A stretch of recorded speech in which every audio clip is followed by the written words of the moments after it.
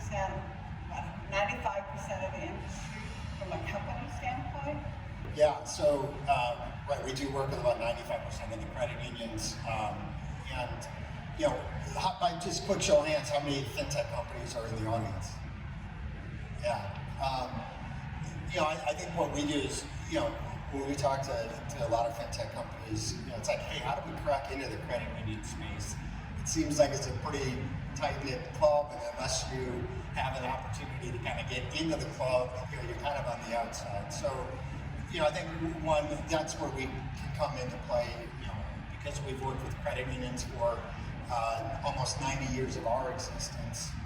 I think we help credit unions kind of identify fintech partners out there, help maybe due diligence on different fintechs, and really help fintech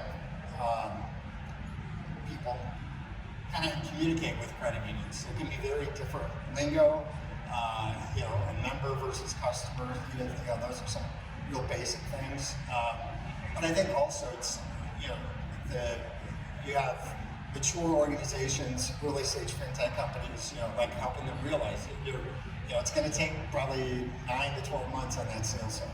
And how do you plan for that? But at the end of the day, what we want is, again, to really create a bridge between fintechs and the credit union industry through the work that we're doing through True Stage Ventures, to help really kind of both sides speak the same language, create a bridge to connect them, and that's what we spend 90% of our day jobs kind of making those connections.